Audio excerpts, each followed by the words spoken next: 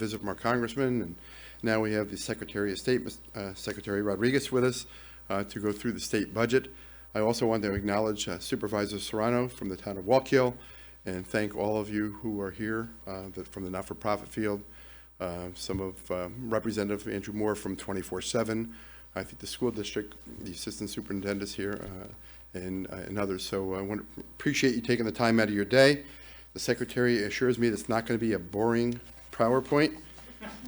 And that, I thought you said that, but maybe you didn't. But so we'll jazz it up. So thank you, and Secretary, thank you so much for coming to Middletown. Thank you, Mr. Appreciate it.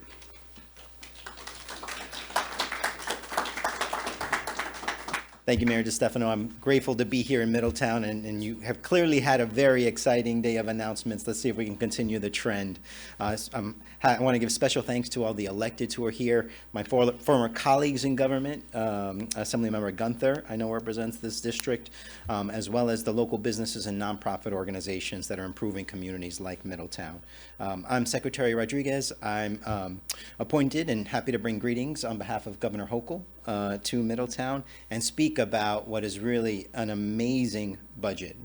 I've been in public service for over 11 years, first serving as an assembly member in East Harlem and now serving as secretary. So I've seen a few of these go in many different directions. This is by far the biggest and most ambitious budget that I have ever seen. And with that, there's a lot of commitments that focus on areas that are important to our communities. There's important investments in making sure that businesses and communities are solid after COVID. We're coming right on the heels of that. You know, hopefully we can say that it's in our rear view mirror, but we know that there are still many effects that are happening as a result of that. In addition, an opportunity to provide significant investments in people. I think what we have seen over the pandemic and because of difficult budgets in the past is that we have not invested in people and the workforce in the way that is needed for us to be able to prepare and invest for the future.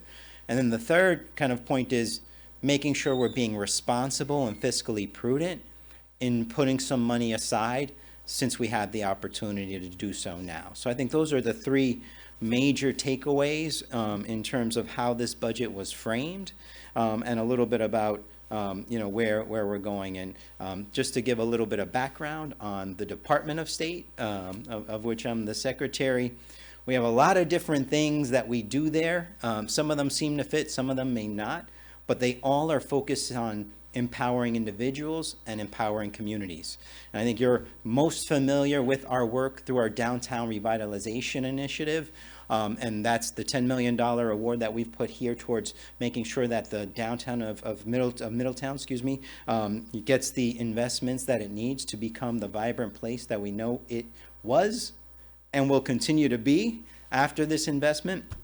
But we also continue to do work in the areas around local governments. So literally, my twofold charge is to work with DRI and helping our communities make sound investments, and working with our local governments to help either combine services or provide grants where needed to help them be as efficient as they can be. In addition to that, we have our Office of New Americans. We also support building codes. We also have the Office of Consumer Protection. And lastly, we license 38 occupational professions, those that are not covered under the Department of Health and the Department of Education. So nail salons, massage, security guards, gyms, barbers, the list goes on, but I just want folks to get a sense for the diversity of things that we have under the Department of State and ways that we will continue to partner now and in the future. But let's go jump into the budget. So I mentioned those things. Start with the price tag, $221 billion. This is by far the largest budget that we have.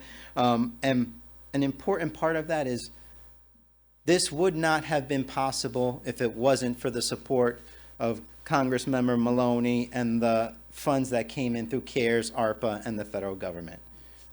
For those who may not have remembered, a year ago, it was doom and gloom. I mean, from a budget perspective, we were looking at a $15 billion deficit. So if it was not for that money, we would not be in the position to have this budget, to be investing in some of the areas that we're investing in now, to be able to put some money aside and to put money back into middle class and taxpayers' dollars, pockets. So just wanted to highlight that the number is big, but it's big because we got so much help from the federal government to allow us some flexibility. And just, one of those important stats. Usually we send 50 cents of the dollar, I think was the comptroller's statistic, to Washington, and that's what of every dollar, 50 cents comes back. This was the only time where over 90, I think 93 cents actually came back from the money that we usually send down to Washington. So it's a big deal that we're finally getting the support we need when we most needed it. So one of the things that we're able to do, which is unique, is accelerate some of the tax benefits that we put in place. We had tax cuts that were due to come in starting in 2025. Because of the help that we received, we were able to accelerate that to next year. So you're going to start seeing tax benefits as early as that. So $1.2 billion in a tax cut that was scheduled to take effect is now moving up to begin in 2023. Also, there's $250 million in tax credits for small businesses that were impacted by COVID. One of the things that we saw was that many businesses had to pivot and make certain investments to be able to do outdoor seating, HVACs, different kinds of ventilation, and there was no real support for those. We put that in place now. We're going to talk about some of the other things that we have done to support small businesses, including $100 million, kind of a right off the top tax deduction for small businesses off of their gross sales. So increasing the amount of support that they're able to take right off of there. Looking at our homeowner tax relief, there's a number of different programs. I mentioned the middle class tax cut, earned income tax credit, and non-custodial parent bonus payments that equal about $200 per family.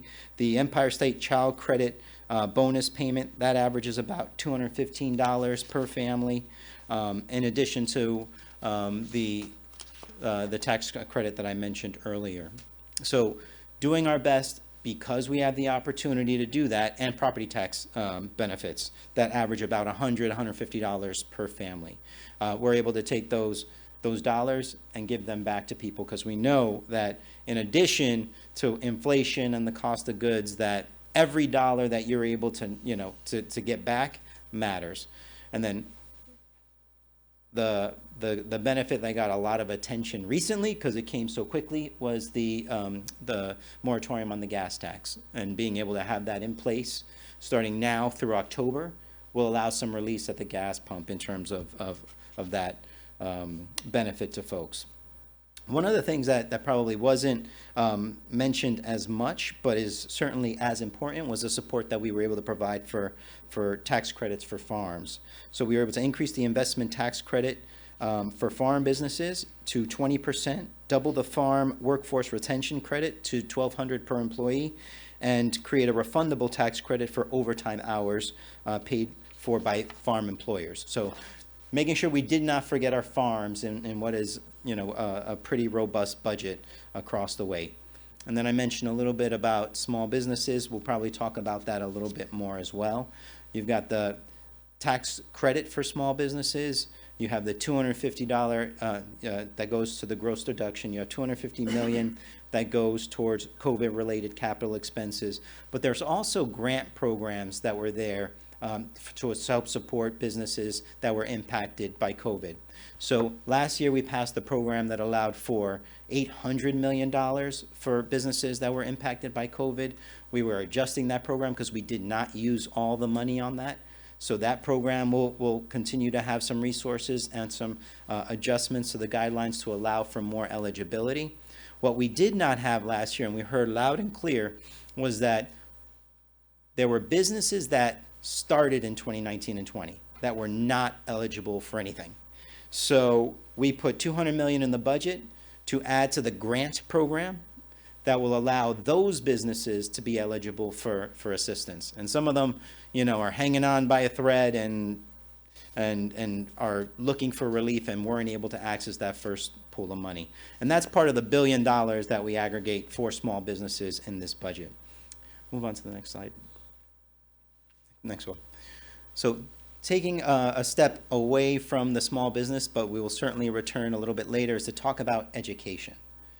Investing in education is probably one of the biggest expenses, but also one of the most important investments that we make. There's healthcare and Medicaid, and there's education. Those historically have represented the two biggest pools of money in our budget, and that does not change. One of the things that we're able to say is we're meeting our commitments to needy families through our foundation aid. That has increased to almost $267 million for the Hudson Valley schools in terms of foundation aid.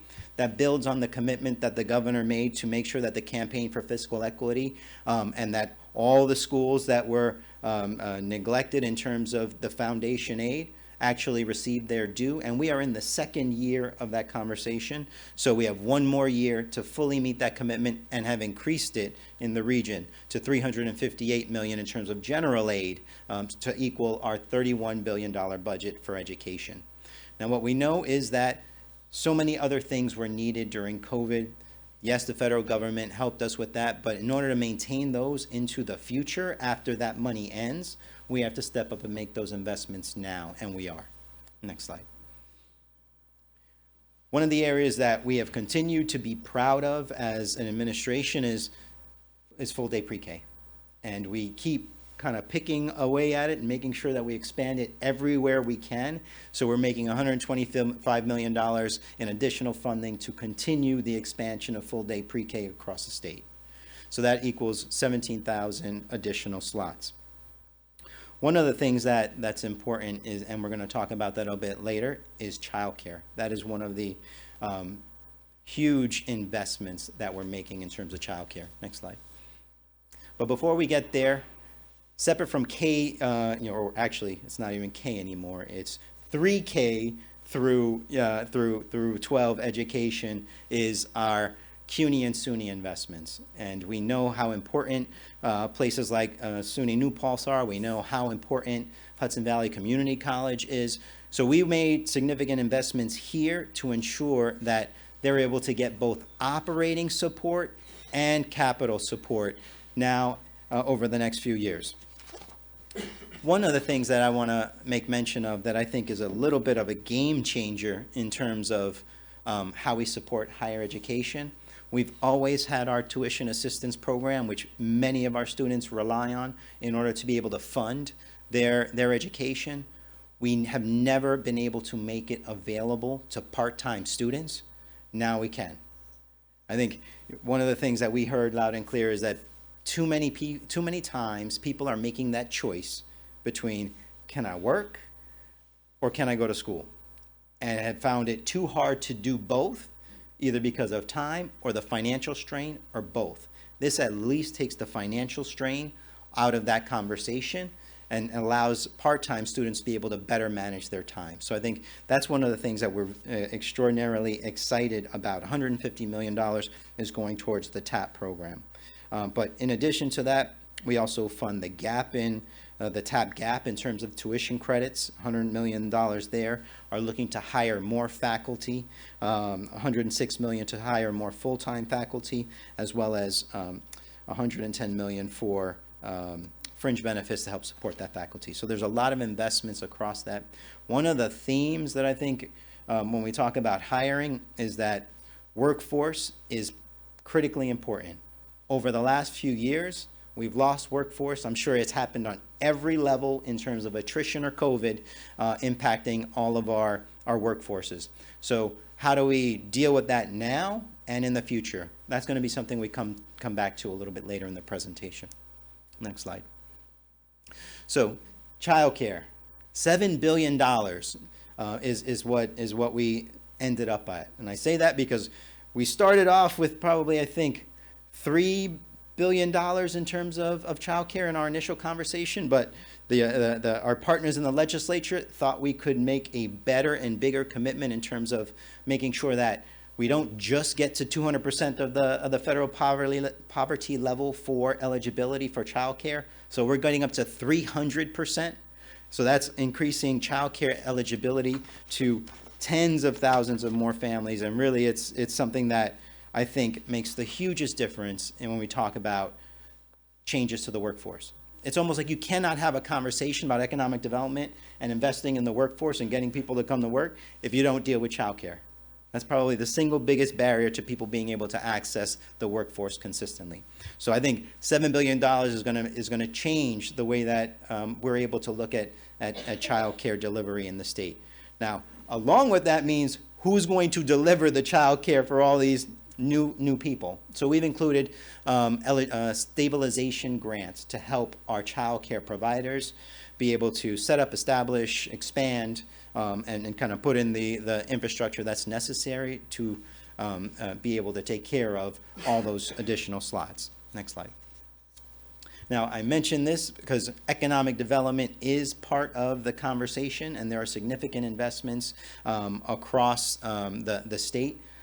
There are mega projects, there's large-scale transportation projects. The ones that I care a little bit more about is those that are run by the Department of State, including our Downtown Revitalization Initiative and the New York Forward Initiative.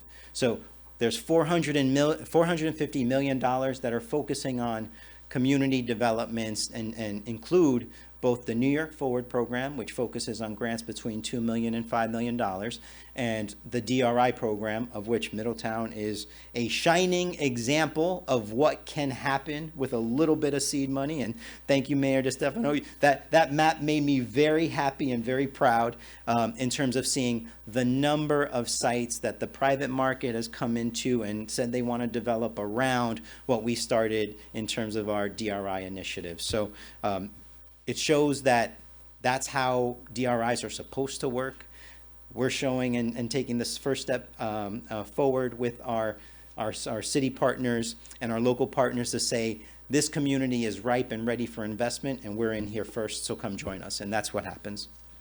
So along with those projects, we also have our New York Restore program that allows us to take different sites, invest in them, and make them shovel ready for particular development partners and projects. So that combined focuses on our community development initiatives. And what's different about the way that we run our development initiatives is we do not come here and tell you what you should have in your city or in your downtown. We partner with you and say, what do you want in your communities? And let's figure out how to plan around that, create a strategic plan, and make those investments. And I was really happy. I'm not going to go through all of them, but a number of them are focused around Equilibrium Brewing, and I'm okay with that. I think they've become a destination in their own right for everybody here. And a quick aside that I'll probably share with them on the tour is, I've got in-laws in Maine, and let's just say Equilibrium has found its way all the way up to Maine. And I'm sure doing fabulously well, and a welcome addition to the brewery scene here for us in New York.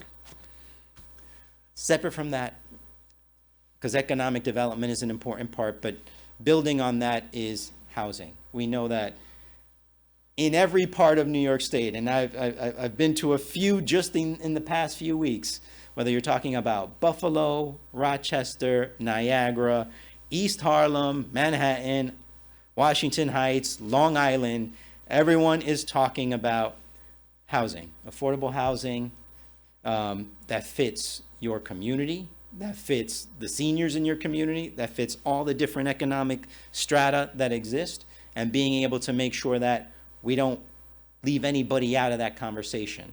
So we have a $25 billion 5-year capital plan that's focusing on different kinds of housing, preserving what we have in terms of affordable housing stock, but also making important investments in new housing stock, including 10,000 units for supportive services, which we know are necessary for vulnerable populations across the state. But I also want to make sure that we don't forget about our NPCs and our RPCs, which are the folks that go out there and support our affordable housing in our rural communities as well as our low-income communities, and also to that end, With COVID, we know that there are still a lot of renters out there that we weren't able to take care of in the first round. We put $1 billion towards the emergency rental assistance program, so that is still there, and $100 million towards the homeowner assistance program, because we know those lingering effects of COVID are still there, impacting everybody. Next slide. So back to this workforce thing, which I said was one of the consistent themes. One of the things that we started this budget conversation with was the notion that COVID showed us that we did not have enough nurses and healthcare professionals to be able to support ourselves during the worst of times. And as things continue, the pipeline was not robust enough to be able to sustain just the regular growth that we're expected to have in terms of our population and the age of our population. So if we don't do something now, we're not going to be in a position to take care of ourselves and support the healthcare industry. We saw a similar trend in teachers. I think when I remember the presentation, about a third are eligible for retirement or attrition right now. And I think there's another 15% that's probably due to be eligible for that in the next 5 to 10 years. So there's a significant amount of teachers that we could lose and professionals, that if we don't put the time and the energy in now to help support them, we won't be able to maintain the level of education there. And all those investments, $31 billion, don't go very far if we don't have teachers in the classroom. So I think those are two areas that we've highlighted as areas that we have to help support if we're going to really be making these investments in the long term.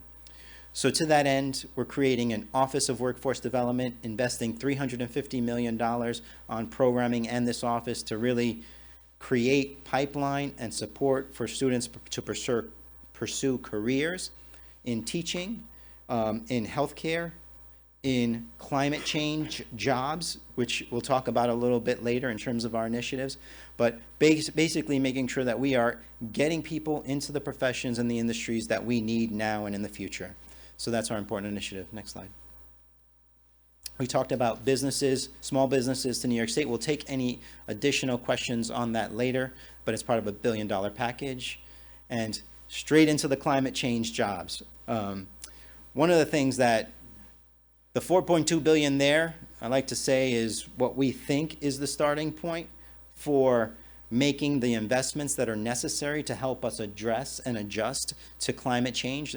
And I was in Wilson and in Webster up in Western New York, and we made investments on the coastline and restored piers.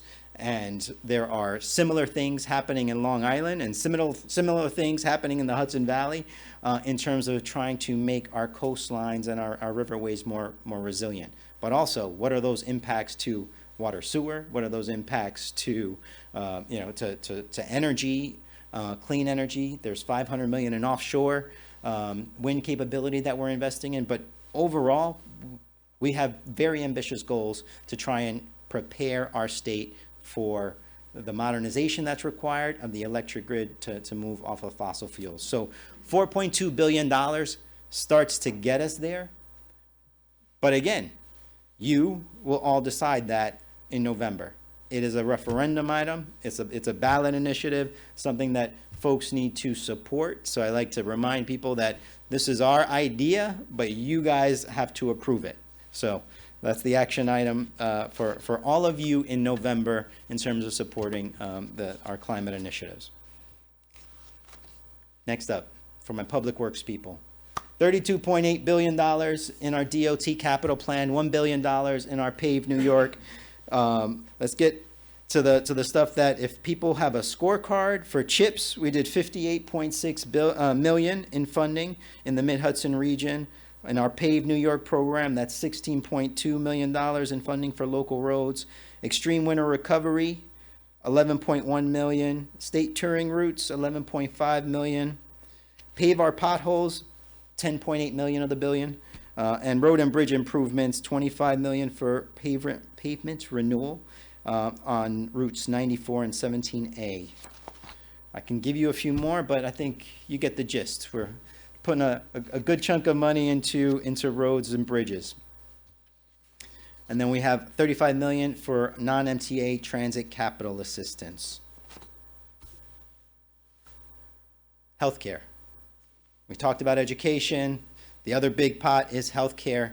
And this is where we are trying to take significant steps after COVID, based on what we saw were some of the needs in terms of healthcare infrastructure, our actual hospitals and clinics, but then also in the workforce. So we have $20 billion there. First things first is rewarding the professionals who were out there on the front line, making sure that we were healthy. Whether we're talking about our state employees or our hospital employees, it's making sure that they are provided with wages that allow them to stay providing the care that they did, and rewarding them for that. So we have $1.2 billion in wages and bonuses. Also along those lines, home health care workers, we provided a significant increase in their wages, many of whom were making less than minimum wage. You know, this is getting them $3 in additional benefits over the next 2 years to bring them up to something that is in line with what other folks are making. But more importantly, you know, their industry is an industry that's being decimated because no one wanted to work for that amount of money. So it's very important for us and the whole healthcare continuum to make sure that we are allowing people to age in their homes and providing them with the care that's necessary. So next page. $2.4 billion in infrastructure. That's all right.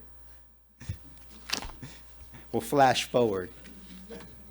And then one of the things that we did is increase budgets for local health departments. I think one of the takeaways on that, in addition to bonuses, in addition to pipeline and supporting doctors, is that local health departments ultimately were the ones that we leaned on to be able to get vaccines out, to be, you know, after we do, our distributions, who are the ones that go out there and do it in their counties and do it in their localities?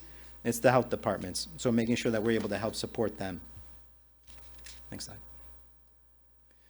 So, healthcare, very encompassing. One of the things that we want to highlight is we know the opioid epidemic has been tremendously impactful. Assemblywoman Gunther chairs that committee and has been a champion for that for a long time. We have settlement dollars that are coming in and that were appropriated just for helping to support addiction and making sure that we provide programming and support for that. So that's $47 million to begin towards addressing what we know is the crisis, particularly here for the Mid-Hudson Valley. Next slide. You're okay on that one. Gun violence is something that has been a consistent theme as we come out of the pandemic. And I read a lot of articles about this. You certainly read about it all the time in New York City. And you kind of internalize that, wait a second, you know, does New York have a problem? And I will say, you know, while we certainly have our share of problems, it's not a unique situation. This is happening. This is a national pandemic and arguably a global pandemic around this gun violence and violence that's happening. It's happening in cities across the state, but also cities across the country, whether we're talking about Florida, Texas, California, or even places like, you know, Wisconsin and Illinois. There is not a place that is not touched by an increase in violence right now. And it's something that we're going to make sure that we put the resources there towards investing in communities and violence interrupters in the areas that need it most, but also making sure that we don't neglect the mental health supports that are required in everybody's community, to be able to also provide the resources to law enforcement to be able to help address these issues locally. In terms of equipment, capital, and the collaboration with state police that's necessary to address these instances of violence. So there's a lot of work that is projected to be there because it is something that's happening everywhere, but it's important that we respond to it as quickly as possible to try and get those numbers back to where they were before the pandemic. Next slide. So that's the $227 million that we mentioned that include violence interrupters, but also an interstate task force for the movements of guns into and out of the state, and also different kinds of initiatives. I didn't know what a ghost gun was until last year. But apparently, they've increased, dramatically, and those are guns that are made by 3D printers that are hard to detect. So just, it's something that's out there and is something that we're working hard to try to get off of the streets. Next slide. We'll move to the next one. So this is just a little summary of the different areas that we have invested in across this budget. There's many more, so I'm happy to take a pause now and maybe move into some questions. Okay.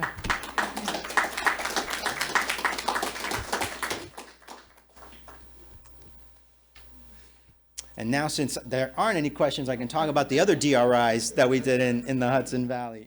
So we've got Kingston, Ossining, Haverstraw, of course, Middletown, New Rochelle. We'll count them even though they're on the lower part.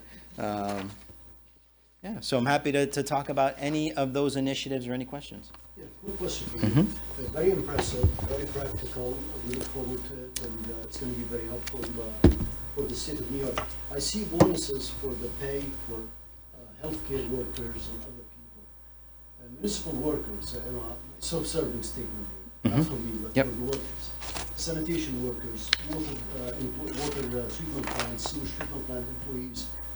We were sitting here, the mayor and I, and literally our hearts are pounding to make sure that these guys, they don't get sick with COVID.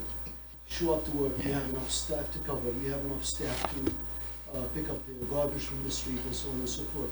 So you may not be able to answer it, but I would respectfully request some consideration for all these DPW people and the police department and the fire department and the administrative staff that stayed there, held their spots, made sure that the system is working and functioning, while the healthcare workers, which they've done it tremendous, I mean, they put their own lives on the line. I understand that and I appreciate that. So possibly some consideration for the DPW and the police and the fire and the administrative staff. Great. That's a good suggestion. I'm not exactly sure how that translates to localities, but we'll get back to you on that. But it does remind me, because we did put significant wage improvements around human services and social services too. So not to neglect the DPW folks and the fire and police and kind of the critical infrastructure, but I did want to make mention of human services, social services, cost of living adjustments around all of those areas, and certainly state employees pretty much across the board around mental health, Department of Health, OPWDD services, psychiatric, Department of Mental Health, all of those areas that haven't seen any increases over the last 5+ years. We tried to make sure we took care of them as well. And I know we have some psychiatric beds up here as well. So I just wanted to make mention that we really tried to focus on a large swath of workforce that provides direct care to folks to make sure that their wages were improved in a number of different areas. I would like to add to that the list of employees who are doing it, the volunteer ambulance workers and firefighters who are doing it without pay for years. Great, thank you. My name is sure. Bill Reaver. I'm Town of Thompson Supervisor in Sullivan County. Okay. And one of the things I would like you not to let slip through the cracks is the issue with closing the health department in Sullivan County. Okay. Which you may or may not be aware of. They're moving into Middletown. No offense, Joe, I'm sure you like the people working down here. But there's an issue with, we're the second worst health, in terms of Robert Wood Johnson Institute, worst for health in the state of New York. And the health department's moving out of there. They put it on hold. I think the Governor Hochul recognizes that there's an issue. But I really would like somehow the state to drill down on this and find a way to get a structure, a building, or something where we're really deficient on locations suitable for the health department. But we need a health department in Sullivan County. Yeah. We need the state there. We don't need them 20 miles away in Middletown and in some cases 45 miles away because we have a very large county. So if you could, Okay. Secretary, I can answer that. Mm-hmm. How you doing, Mr. Supervisor? Our team, or the executive chamber, the ledge team, and our health team are aware of the situation. We've been working with Assemblywoman Gunther and others on this, and so we'll make sure to continue to flag it, but we are aware of the situation. Yeah.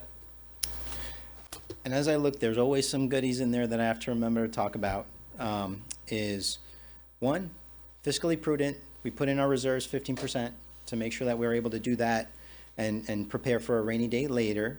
But arts and culture, critically important, I think, and when we talk about economic development and when we talk about the transformations that happen in communities. So there's a $50 million capital program that focuses on arts and culture throughout the state. So I want to make sure I don't leave that out because I know that we do have some institutions here who are interested in that as well.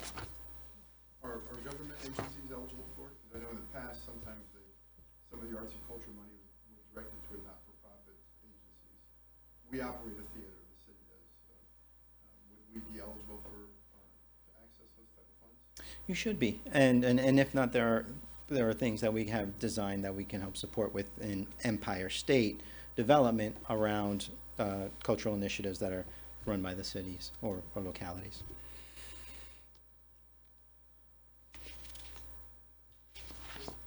Well, thank you. Thank you all. I appreciate you coming out. Thank you.